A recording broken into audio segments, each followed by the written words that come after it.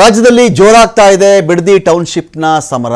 Township ಯೋಜನೆಗೆ ದೊಡ್ಡ ವಿರೋಧ ಒಂದು ಕಡೆ ವ್ಯಕ್ತವಾಗ್ತಾ ಇದೆ. ಜೆಡಿಎಸ್ ಕೂಡ ಹೋರಾಟಕ್ಕೆ ಇಳಿತಾ ಇದೆ. ಇಲ್ಲಿ ರಾಜ್ಯ ಸರ್ಕಾರದ ವಿರುದ್ಧವಾಗಿ ಸಮರಕ್ಕೆ ದಳಪತಿಗಳು ಸಜ್ಜಾಗಿದ್ದಾರೆ. ರೈತರ ಹೋರಾಟಕ್ಕೆ ತಾರ್ಕಿಕ ಅಂತ್ಯವನ್ನು ಕಾಣಿಸಬೇಕು ಅಂತ ಹೇಳಿ ಜೆಡಿಎಸ್ ಬೆಂಬಲ ಕೊಡ್ತಾ ಇದೆ ರೈತರಿಗೆ. ಸರ್ಕಾರದ ವಿರುದ್ಧವಾಗಿ ದೊಡ್ಡ ಹೋರಾಟ ಮಾಡಬೇಕು ಅಂತ ಹೇಳಿ ಕುಮಾರಸ್ವಾಮಿ ನಿರ್ಧಾರ ಮಾಡಿದ್ದಾರೆ. ಜೂನ್ 21ನೇ ತಾರೀಕು ನಿಖಿಲ್ ಕುಮಾರಸ್ವಾಮಿ ನೇತೃತ್ವದಲ್ಲಿ ಪಾದಯಾತ್ರೆ ಆಗುತ್ತೆ.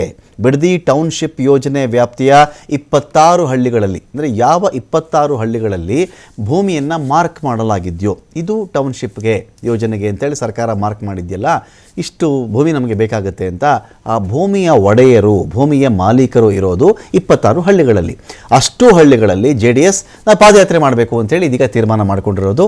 ಪಾದಯಾತ್ರೆ ಮಾಡುವಂಥ ವೇಳೆಯಲ್ಲಿ ರೈತರೊಂದಿಗೆ ಸಂವಾದ ಕೂಡ ಇರುತ್ತೆ. ನಿಖಿಲ್ ಕುಮಾರಸ್ವಾಮಿ ಸಂವಾದವನ್ನು ಕೂಡ ಮಾಡಲಿದ್ದಾರೆ. ವಿಧಾನಸೌಧ ಮುತ್ತಿಗೆಯನ್ನು ಕೂಡ ನಿಖಿಲ್ ಕುಮಾರಸ್ವಾಮಿ ಘೋಷಣೆ ಮಾಡಿದ್ದಾರೆ. ಇಲ್ಲಿ ಬಿಡದಿ ರೈತರೊಂದಿಗೆ ನಾವು ಇದ್ದೀವಿ ದಳಪತಿಗಳು ಒಂದು ಕಡೆ ಹೇಳ್ತಾ ಇದ್ದಾರೆ. ಪಾದಯಾತ್ರೆ ಜೊತೆಗೆ ಕಾನೂನು ಹೋರಾಟಕ್ಕೂ ಕೂಡ ದಳಪತಿಗಳು ಒಂದು ಕಡೆ ಸಜ್ಜಾಗಿದ್ದಾರೆ. ಇಲ್ಲಿ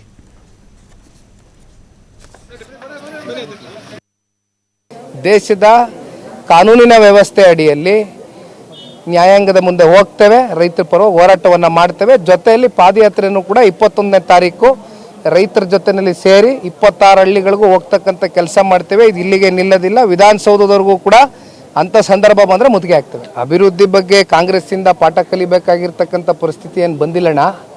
ಒಂದು ಮಾತು ಭಾಳ ಸ್ಪಷ್ಟವಾಗಿ ಹೇಳ್ತೇನೆ. ಈಗ ಒಂದು ಉದಾಹರಣೆ ಕೊಟ್ಟೆ. KIDBನಲ್ಲಿ ಎಷ್ಟು ಜಾಗ ಅಕ್ವಿಸಿಷನ್ ಆಗಿದೆ, ಭಾಳ ದೂರ ಹೋಗೋದು ಬೇಡ. ನೆಲಮಂಗಲದಲ್ಲಿ ಇವತ್ತೊಂದು ಕ್ವಿನ್ ಸಿಟಿ ಅಂತ ಕರೀತಾರಲ್ಲ, 5,000 ಎಕರೆ ಅಕ್ವಿಸಿಷನ್ ಆಗಿದೆ. ಅದರಲ್ಲಿ ಎಷ್ಟು ಡೆವಲಪ್ಮೆಂಟ್ ಮಾಡಿದ್ದಾರೆ, ಎಷ್ಟು ಕೈಗಾರಿಕೆ ಬಂದಿದೆ, ಎಷ್ಟು ಜನಕ್ಕೆ ಉದ್ಯೋಗ ಸೃಷ್ಟಿಯಾಗಿದೆ, ಎಷ್ಟು ಜನಕ್ಕೆ ಅನುಕೂಲ ಆಗಿದೆ. ಅದರಿಂದ ಅಕ್ವಿಸಿಷನ್ ಮಾಡಿರ್ತಕ್ಕಂಥ ಭೂಮಿಯನ್ನು ನೀವು ಅಲ್ಲೇ ಇಟ್ಕೊಂಡು ಆ ಪಾರ್ಸಲ್ನ, ಲ್ಯಾಂಡ್ ಪಾರ್ಸಲ್ನ ಇಲ್ಲಿ ಬಂದು ಫಲವತ್ತಾದಂಥ ಜಮೀನಿಗೆ ಇದೇನು ಬಂಜರ್ ಭೂಮಿ ಕಾಣ್ತಾ ಇದೆಯಾ? ಬೆಂಗಳೂರಲ್ಲಿ ನನಗೆ ಪ್ರೆಸ್ ಮೀಟ್ ಕರೆಯೋದು ಗೊತ್ತಿರಲಿಲ್ವಾ? ಯಾಕೆ ತಮ್ಮನ್ನೆಲ್ಲ ಇಲ್ಲಿ ರಿಕ್ವೆಸ್ಟ್ ಮಾಡಿ ಇಲ್ಲಿವರೆಗೂ ಬರೋಕ್ಕೆ ಕೇಳಿದೆ ನಾನು? ಇಲ್ಲಿರ್ತಕ್ಕಂಥ ಹಸಿರನ್ನ ನೋಡಲಿ.